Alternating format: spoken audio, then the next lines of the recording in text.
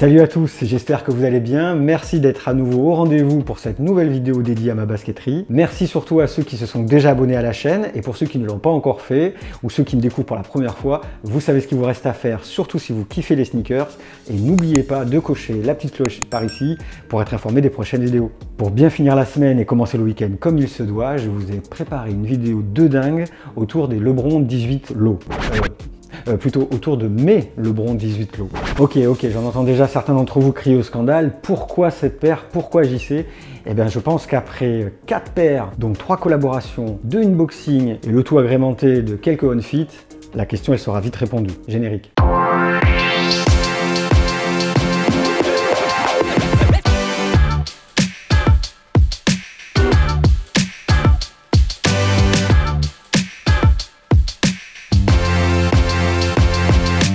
Commençons par ma toute première paire de LeBron 18 Low, celle qui m'a fait capoter pour le modèle. Petit clin d'œil à mes amis du Québec, la LeBron 18 Low Atmos Viotech. Les connaisseurs auront sûrement reconnu le combo kaki marron foncé et le souche violet déjà vu dans une première collaboration entre la marque aux souches et la marque japonaise Atmos. Ils avaient proposé ensemble une collab en 2003 qui avait marqué les esprits. C'était sur une Air Max One qui reste encore aujourd'hui à mon sens l'une des plus belles jamais créées par la marque aux souches. C'est d'ailleurs pour cette raison que je me suis penché sur ce modèle qui est sorti en mai de cette année.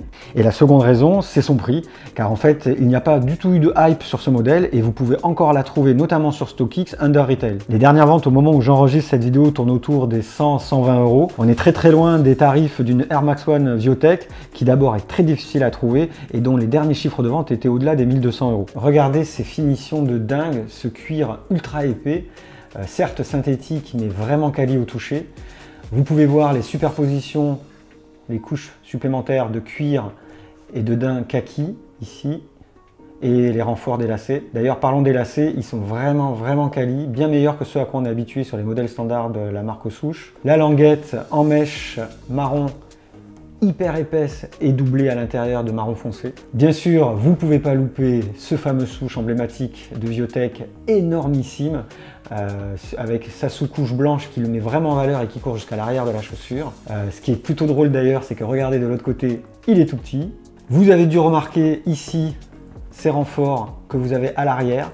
Eh ben, ils ne sont pas là pour faire figuration, pour faire joli. Les renforts sont aussi à l'intérieur et en fait, ils soutiennent vraiment bien la malléole. On a vraiment une sensation de maintien et de sécurité quand on les porte. Comme vous pouvez le voir à l'intérieur, vous avez vu le Nike Air doré. En fait, c'est ce qui rajoute encore une couche vraiment quali à cette paire.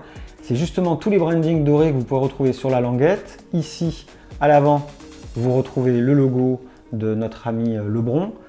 Vous le retrouvez également à l'arrière, juste ici, et vous avez un petit souche doré ici également. Vous retrouvez ici la protection de la toolbox à l'avant en mocha foncé, qui court jusqu'à l'arrière où vous retrouvez cet élément en plastique typique du modèle, qui est lui aussi en marron foncé. Il surmonte la fameuse unité R 270 que vous trouvez sur toutes les LeBron 18 Low, et qui va rejoindre à l'intérieur, sur cette semelle couleur nid d'abeille, le système React, qui est une mousse de confort qui couvre tout l'avant de la chaussure. Perso, j'aime vraiment beaucoup la proposition d'Atmos sur cette version Viotech, beaucoup plus épurée que le modèle classique, mais en gardant toujours cette touche d'agressivité, notamment par le côté élancé que provoque ce renfort arrière, là comme un petit aileron. Et vous, qu'est-ce que vous en pensez? Dites-le moi en commentaire. Je sens que certains d'entre vous ne sont pas totalement convaincus. Tiens, je vous propose un petit on-fit pour vous convaincre définitivement.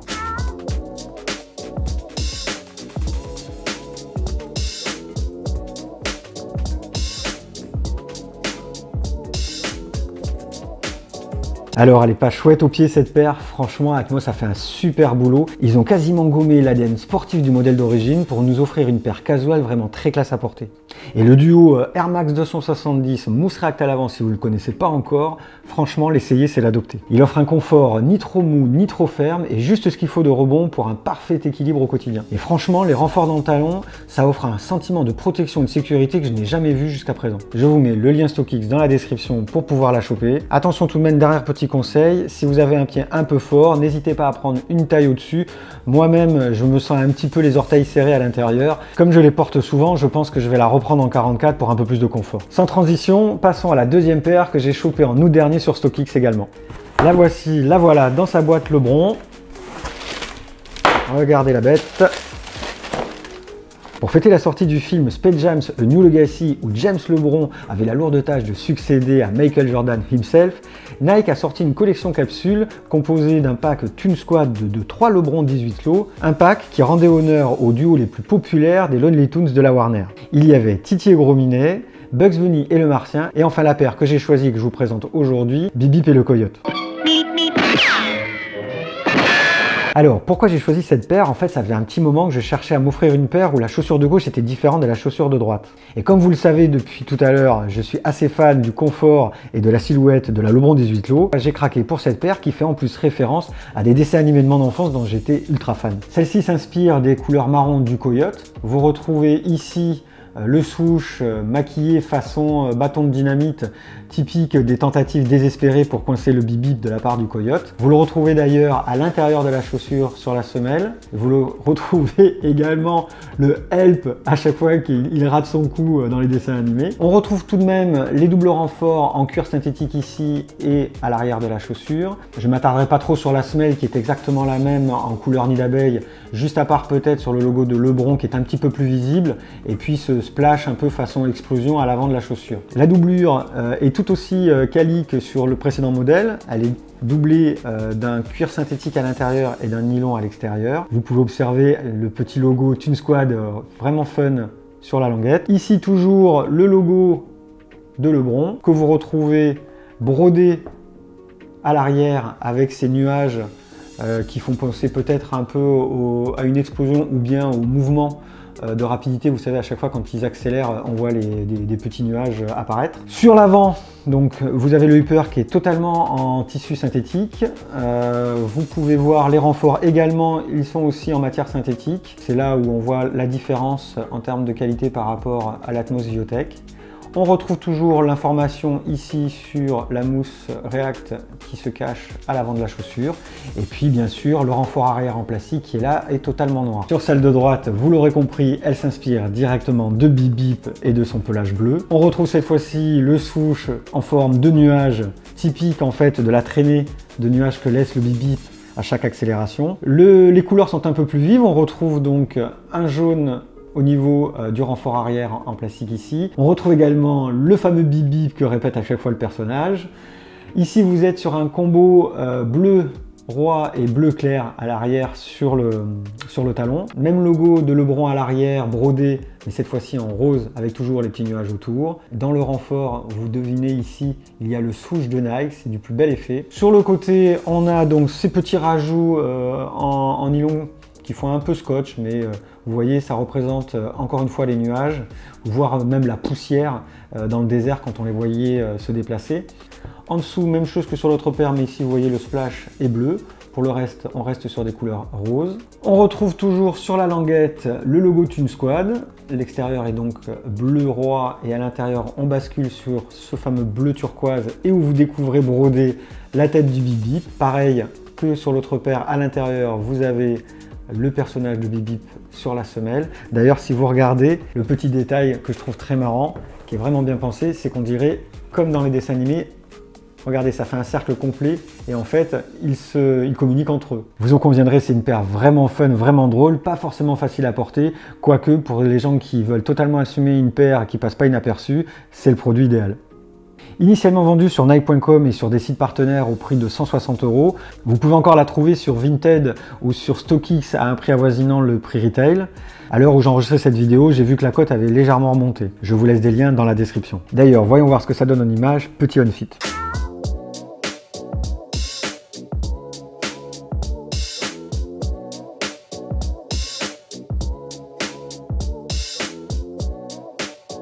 Passons à la troisième paire que j'ai eu la chance d'acheter début septembre lors de l'inauguration du tout nouveau magasin Basket for Baller qui a ouvert ses portes face à l'Hôtel de Ville à Paris. Je suis tombé nez à nez avec une paire de LeBron 18 lots dont je n'avais vu que quelques images jusqu'alors sur le net. Et je dois dire que le coup de foudre fut immédiat, elles m'ont carrément brûlé la rétine. Accrochez-vous et pour les amateurs de chaussures sobres et discrètes, je vous aurais prévenu, c'est mort pour vous.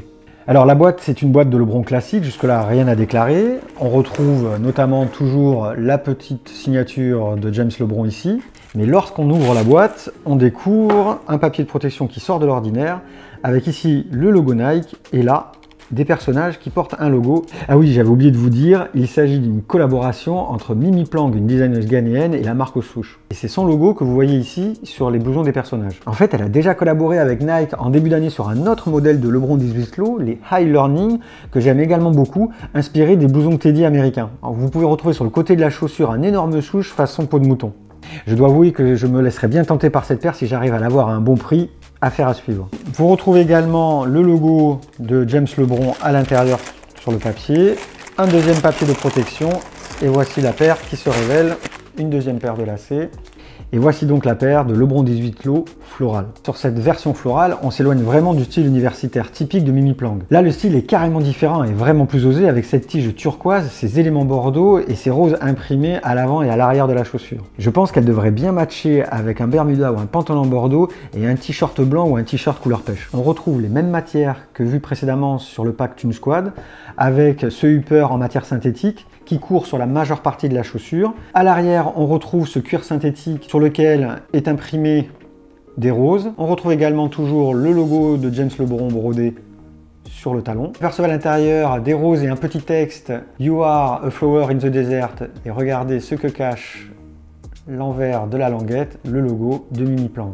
À l'avant, on retrouve la signature de James LeBron, ce qui est vraiment sympa d'ailleurs. On aurait dû utiliser ça sur d'autres modèles. Par transparence toujours, parce qu'en fait cette fois-ci la languette est en nylon synthétique, et bien par transparence on devine encore une fois le logo de Mimi Plang. À l'avant, vous avez cet effet assez sympa où les roses imprimées sont entre les deux couches du upper. Sur le côté, le souche avec les contours brodés, cette fois-ci un mélange de fleurs imprimé dessus. La semelle, vous la connaissez, donc cette fois-ci elle est peut-être un peu plus couleur pêche que nid d'abeille. Toujours le renfort en plastique, mais cette fois-ci légèrement translucide blanc, totalement assorti en fait à l'unité R 270. On retrouve encore une fois le logo LeBron ici et le souche brodé rose à ce niveau-là. La petite touche React pour vous signaler qu'il y a bien la mousse à l'avant de la chaussure. Pour finir, un petit mot sur les lacets. Moi perso, je pense que je garderai ceux-là, je les aime vraiment beaucoup. Je ne suis pas certain d'utiliser ceux-là que je trouve peut-être un petit peu trop vintage à mon goût. Ils me rappellent les tabliers de ma grand-mère. Alors je suis très curieux de savoir ce que vous en pensez. Moi je trouve qu'elles claquent vraiment, elles sortent vraiment de l'ordinaire. Elles sont d'ailleurs toujours disponibles sur le site de Nike.com et sur d'autres sites partenaires, dont Basket Footballer bien sûr. Et vous les trouverez au prix de 160 €. Je vous laisse quelques liens dans la description, mais je vous conseille d'attendre encore quelques semaines, voire un mois ou deux, pour pouvoir les choper sur StockX ou sur les sites de resell à un prix under retail. D'ailleurs, voyons voir ce que ça donne en image, petit on fit.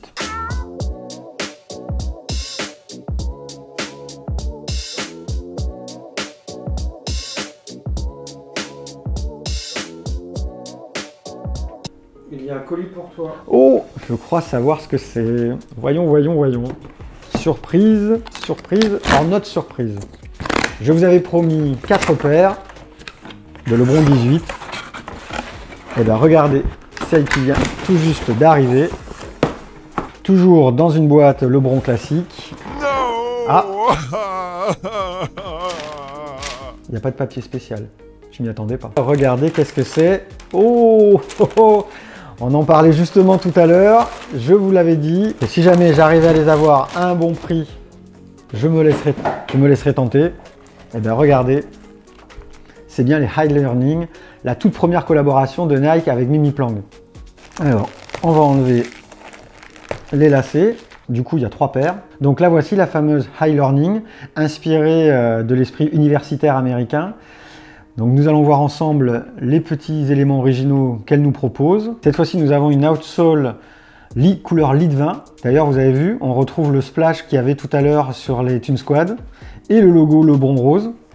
L'unité R reste blanche avec le renfort légèrement grisé, toujours un peu translucide mais beaucoup plus gris. Mais ce que je kiffe vraiment sur cette paire, c'est le fameux souche façon logo des blousons Teddy américains. On retrouve également un superbe lion brodé sur le flanc arrière de la chaussure. De l'autre côté, toujours le logo Nike en surimpression. Mais cette fois-ci, le talon est en daim jaune du plus bel effet. Sur le flanc intérieur, vous avez des patchs toujours dans l'esprit universitaire. Le swoosh Nike est bien là, toujours brodé. Pour les lacets, je ne suis pas vraiment convaincu. Dites-moi ce que vous en pensez en commentaire, mais je pense sincèrement que je vais m'amuser à mettre les doubles lacets bordeaux et blanc. Ça sera beaucoup plus joli. Comme sur le modèle précédent, vous retrouvez la signature de James Lebron sur la languette extérieure et à l'intérieur, il est bien là, le logo de Mimi Plang. On va découvrir qu'est-ce qu'elle nous a caché à l'intérieur et regardez, c'est vraiment sympa. La déco de la semelle intérieure est vraiment travaillée. Je ne suis pas totalement fan des bandes collées comme ça qui font un peu cheap. Par contre, j'apprécie énormément les grosses coutures ici qui font le lien entre le upper et le talon. Maintenant, vous comprenez pourquoi j'ai craqué pour cette paire. D'ailleurs, j'aimerais bien savoir ce que vous en pensez, donc n'hésitez pas à me donner votre avis en commentaire. Je vous avais dit plus tôt dans la vidéo que si j'arrivais à les avoir à un bon prix, je me laisserais bien tenter. Nike a dû entendre ma prière et grâce au code promo qu'elle a donné en début octobre, j'ai pu les avoir pour 100 € au lieu de 150 € je crois prix retail. Et pour finir en beauté, rien de tel qu'un petit on-fit.